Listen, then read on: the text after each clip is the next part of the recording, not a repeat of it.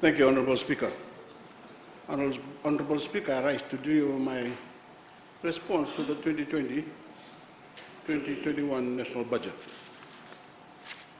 But before I do so, Honourable Speaker, I want to speak a little about bipartisanship that group has been harping about for the last 4 years or so.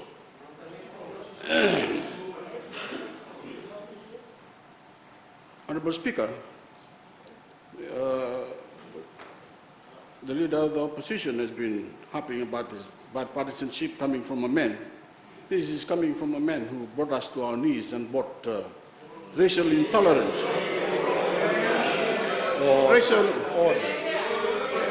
Racial intolerance in 1987. Order. They don't seem to understand, Honourable Speaker, that bipartisanship requires agreement. We are poles apart from agreement. They preach a divisive society. We don't. And we can't get past that. How can there ever be a bipartisanship? They don't even have agreement in their own ranks. They've been fighting amongst themselves for the last 4 months. Knifing each other in the back. And look at them, as if butter would melt in their mouth. The leader of the opposition was talking about manipulation. Let's not forget the manipulation that caused the demise of the National Bank of Fiji. So use of these words align themselves to his own doings, not the Voreqe Bainimarama-led Fiji First government. So, Mr. Speaker, as we gathered, they don't seem to understand the measures we put together and the strategies we come up with to put this budget together. Little understanding. He needs to wake up from his slumber and smell the coffee. Read all the reports from the UN, the World Bank, IFC on our progress. Despite the pandemic, we have been given a positive thumbs up by the UN rep on our bold budget. People of Fiji have come out with a very positive outlook. Mr. Speaker, the end of the coronavirus pandemic is no closer in sight, and the fate of the world economy is no clearer. In the 10 days we announced this budget, another 2.5 million COVID cases have been confirmed. In truth, Honourable Speaker, that number is likely far higher, but global testing is still yet to match the pace of new infections. But as shocking as the sheer number of new cases is this pandemic's most staggering statistics, by far, has been the astronomical sums governments and nations have marshaled to stimulate their economies. As we gather to debate this budget, every government, every nation on earth is cranking out recession-holding levels of spending. We're talking about trillions upon trillions of dollars, Mr. Speaker, figures we've never seen before. Why? Because the world's foremost financial leaders all seem to get what some members of opposition cannot fathom, that this could be the world's worst ever economic crisis. And this COVID-fueled economic fallout will only end if nations and governments step in to stop it. If you've spent this pandemic locked in the Novotel and Holiday Inn, I don't expect you to comprehend that greater global picture. You can't take a view on this new era of economics when you can't see further than your own party's future or your own rank and privileges. But with regard to some supposed economists, I'm not sure what excuse they have for the pathetic quality of their commentary on this budget. Mr. Speaker, let me be clear. We have no problem debating policy. That's the point of democracy. But what bothers me, Mr. Speaker, is that these people aren't interested in well-intended debate. They aren't even interested in reality, much less real analysis. These are people who, disturbingly, have made full-time careers out of rooting for Fiji to fail. That's how they make their money. And this crisis exposed there are no lengths to which they won't go. And there are no lies they won't tell to keep themselves in business. Mr. Speaker, we all remember when COVID arrived at our shores, these same critics claimed we had no plan, no ideas, and no solutions for beating the coronavirus. With over 100 days since our last case of COVID-19 among the public, you'd think we'd be owed an apology.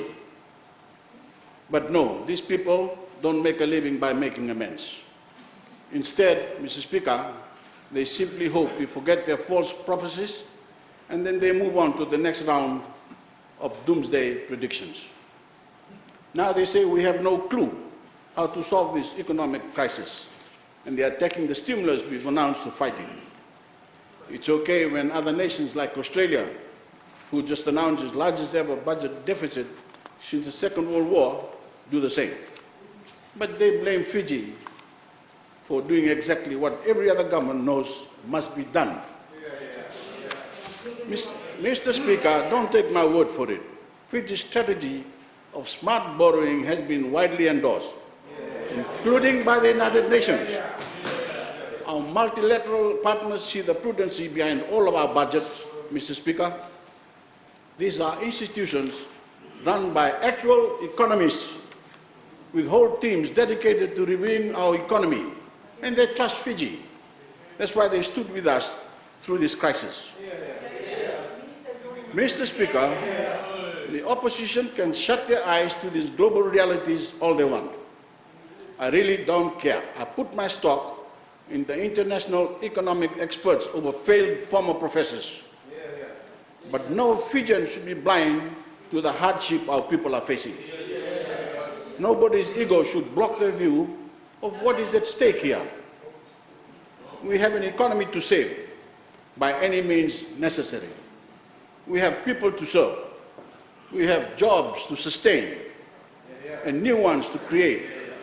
And anyone with eyes can see that every dollar of the well-structured, carefully targeted $2 billion stimulus package in this budget has been allocated to do exactly that. First and foremost, Mr. Speaker, this budget gives help to where it's needed most, granting $100 million in direct government unemployment assistance, not only to those whose jobs have been lost, but to those who are working on reduced hours. You'd think, Mr. Speaker, that $100 million figure would be worthy of a front page headline. Unfortunately, Mr. Speaker, the Fiji Times prefers to parrot cherry-pick levels of debt servicing payments on debt that they failed to mention was mostly accrued prior to 2007. The leader of the opposition has been harping on that debt. You should look back behind 2007. But that's no surprise. Honorable Speaker, I could literally announce that we found a cure to coronavirus, and the Fiji Times would run a front page story on what Biman had for breakfast. Mr. Speaker, Order. Mr. Speaker, aside from direct government assistance, the Water Authority of Fiji has extended their policy of ensuring impacted families won't have their water cut off just because they cannot pay their bills. That policy will remain through March of next year. In a 50-50 split with EFL, government is directly paying for half of the first 100 units of energy used by low-income Fijian families every month. We're providing concessional loans to MSME enterprises and micro-entrepreneurs, loans to those out-of-work Fijians looking to repurpose unique skills. The social security we've built over the years remains. Free education is funded. Social welfare payments are being paid. Subsidized transportation to school continues. Free textbooks are paid for. But this budget doesn't settle for keeping families afloat for the next few months. Mr. Speaker, that's not what any leader with vision will ever settle for. That is not what the Fijian people expect of us. The tens of thousands of Fijians who have already lost jobs and working hours to this pandemic are Fijians who want to work, Mr. Speaker. Fijians who need to work. When a job is lost, you lose more than a paycheck. You lose a sense of purpose. You lose a piece of who you are as a person, as a wife, as a husband, as a provider for your family. The countless Fijians I've met with need help now, and they will get it. But these Fijians want more than just a handout. They want the dignity of working again. They want their business open again. They want to see their country back from the brink. Mr. Speaker, we can't make these hardworking people whole if we stick our head in the sand, hold cash, do nothing, and wait out the years it may take for this crisis to blow over. We need to work our way out of this crisis now by bringing jobs back wherever and however we can. We need to build our way out of this crisis now by pushing forward with construction and empowering Fijians to build their own homes. We need to innovate our way out of this crisis now by getting businesses open again and helping business to begin anew. Government is leading by example in keeping people fully employed. Cabinet ministers and members of parliament have taken a 20% pay cut, and permanent secretaries and the CEOs and heads of commission and independent bodies have taken a 10% salary reduction. But that's where the cuts end. We won't be slashing the salaries of the civil servants. We need to help put this economy back on its feet and to support the people who have suffered the most, much to the disappointment, of course, of Honorable Prasad. Mr. Speaker, across the country, we have construction projects that are ready to begin. These are projects for which approvals have been sought and every box has been ticked, save for the groundbreaking. Take, for example, the new Nakasi police station. This is where they don't understand, Mr. Speaker. Should we not press forward with its construction and create 200 jobs? 200 jobs that last 2 years. 200 jobs that last 2 years, allowing those Fijians to earn a living. They don't understand that. Order. And when it's all said and done, we build a new police station so our children will not have to. We've created a source of employment for the new police officers we've committed to hire, all while paying the salaries of construction workers the entire way. Of course, we should build it. And that is why we are also pressing ahead with the CWM hospital projects, the Lotoka police station, the Nandi police station, the Bar Court House, the Prime Minister's office complex, and other projects, the construction of which will employ over 1,600 Fijians. Mr. Speaker, these are not rich people. These are not rich people. These are ordinary, hard-working Fijians whose skills ought to be earning them a living. We've also strengthened support to families looking to build or buy their first homes, spurring more jobs in construction and realizing more of our people's right to housing. These aren't rich people either. Many are young people, Fijians who ought to be building and owning homes of their own. Road by road, building by building, and house by house, every cent spent on this stimulus will help employ people, build confidence, and ripple through the entire economy, ultimately landing in our people's pockets. But government can't go with it alone. We need the private sector with us. That's why our stimulus package comes along the largest tax cut in Fijian history and a range of new measures to cut through the red tape of doing business in Fiji. What suppose economists fail to understand, Mr. Speaker, is that Fijian businesses are made up of Fijians. When they do well, our people do well. And when we cut taxes on these businesses and make it easier and cheaper to do business, those savings help people employed, recoup investments made in our economy, and incentivize even more investments to be made. And Mr. Speaker, when we lower the duty reductions on over 1,600 items, business can do more than create and sustain employment. Consumers can see the discounts in the goods and services they offer. Those 1,600 items, Mr. Speaker, include food, like potatoes and sardines. They include basic hygiene products, like toothbrushes. And they include clothing, hardware, and knitting tools. And they include items, essentials to many businesses. So everyday Fijians not only stand a better chance at being employed, their salaries will go further at the supermarkets. Mr. Speaker, with respect to foreign affairs, which I don't think the leader of the opposition understands, we've cut the operating cost of our foreign service through the closure of 5 missions that, frankly, have not been recouping government's investment. That's the whole reason for this, Mr. Speaker. None of these missions, Mr. Speaker, none of these missions are disappearing altogether. Their country accreditations will simply shift to nearby missions, which will maintain Fiji's friendships around the world. Our development partners understand that. It's a more streamlined strategy of diplomacy, one that many other countries follow, and one we know will earn Fijian taxpayers more reliable returns on our investments. Mr. Speaker, we promised cane growers a guaranteed price per ton of $85 for 3 full sessions. That promise will be delivered. The first three payments of the 3rd season will be paid at $70 per ton, but in the 4th and final wash-up payment will make up the full amount of $85 per ton, as we always do. Mr. Speaker, our growers know that they can count on this government. In total, we provided nearly $300 million in direct support to cane farmers over the past 7 years.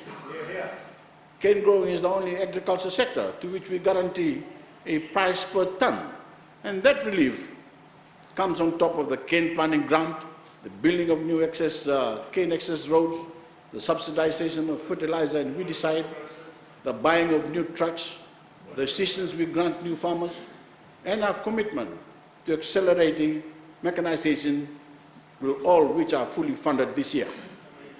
Again, Mr. Speaker, I'm not sure why some media keep parroting lies from failed politicians without even seeking comment from government. Luckily, our cane growers are well familiar with how our payment system functions, even if some newspapers are not. Mr. Speaker, it's clear that certain media don't want the truth on cane growing. They don't want the truth on how we're responsibly managing our deficit. And they don't want the truth on customs duties reduction or any other measures in this budget. We know that because they don't even bother asking government for comment. And on the rare days they do, they don't press print until they get the final sprint job from the opposition. But the truth is, Mr. Speaker, no matter who you are, where you are in Fiji, this budget brings relief you need and builds confidence in our economy, bringing us for recovery like we've never seen. Fijians know what it takes to mount a comeback. We know what it means to be down and out. We know what it feels like to have the odds stacked against us and still manage to seize victory from the jaws of defeat. Of course, there are times we watch our flying Fijians overcome a double-digit deficit to pull off a miracle first-place finish. But we haven't only watched miraculous comebacks, Mr. Speaker. We've each been part of them. I'm talking about how we, as a nation, rose to our feet in the aftermath of our hemisphere's strongest ever storm. I'm talking about how we, as one people, shut the door on decades of ethnic division to build a strong and united Fiji. These are the great comeback stories of Fijian history, Mr. Speaker, and when we pass this budget, it will begin another. Mr. Speaker, at the opening of this session of Parliament, the leader of the opposition, if that still is titled, arrogantly labeled all of Fiji as a nation of low morale. He attacked ordinary voters. He attacked our discipline forces. He even attacked our rugby players. And he attacked His Excellency the President, demeaning the patriotism and undermining the positivity in the hearts of so many of our people. As Honorable Rambuka ranted that day, the novel coronavirus was just beginning to ravage Wuhan, China. In the coming months, it would spread around the entire world. In March, it arrived on the shores of Fiji, presenting the greatest ever test of our resilience and national morale. Mr. Speaker, that Fiji, that Honorable Rambuka manufactured in his mind, was not the real Fiji. The real Fiji rallied together in the face of COVID-19. It was not a nation of low morale that stood united to confront that deadly challenge. No, Mr. Speaker, the real Fiji is a nation of patriots, proud patriots, women and men, who are prepared to endure the sleepless nights it took to keep our people safe. People and Fijians who sacrificed all they could to keep the virus at bay, and we accomplished that goal. We saved our people from catastrophe, and we did it together, without the help of anyone who doubted our determination to succeed. Then we reopened our economy. Now we're taking that recovery forward with maybe the boldest national budget in Fiji's history. All while the opposition have kept busy hacking away at each other for power, ruining false predictions and rooting for Fiji to fail. And of course, if you missed all the video clips, Honorable Speaker, dancing the night away. Mr. Speaker, let this serve as a lesson to everyone. You don't build morale by breaking people down. You don't build morale by wishing for the worst. You do it by building confidence. You do it by staying positive. You do it by listening and by being decisive when the urgency is greatest. That is what my government did. That is what we will continue to do. And if you believe this country, Honorable Speaker, if you believe in our people, I urge you, all of you, to stand with us. Be part of Fiji's greatest ever comeback. Get behind this budget. Get behind our game plan, and let's get Fiji back to work. This is the people's budget, Mr. Speaker, a budget for people who share our optimism and who believe we can come back from this once-in-a-century crisis. And we're grateful to every Fijian who shared their stories and solutions with us to help put this budget forward. Thank you to the teachers, the doctors, the nurses, boat captains, and police officers. Thank you to the business owners, and thank you to the tourism workers and hotel operators. Thank you to the Fijians in rural pockets of this country and in our maritime regions. Thank you to the home builders and construction workers. Thank you to government factory employees. Thank you to the fishermen and women. Thank you to handicraft makers, cane growers, farmers, the cooks in our kitchens, and the musicians, artists, and artisans. Thank you to every parent and grandparent who has put their faith in our long-term vision, a vision they can trust, serves their children and grandchildren most of all. I thank the Honorable Attorney General and Minister for Economy and his team for putting forward the budget Fiji needs in this moment of challenge. And I thank our people, not only for helping get us this far, but for the belief in our ability to take us forward. Together, let's lead the next great comeback of Fijian history. I thank you, Mr. Speaker.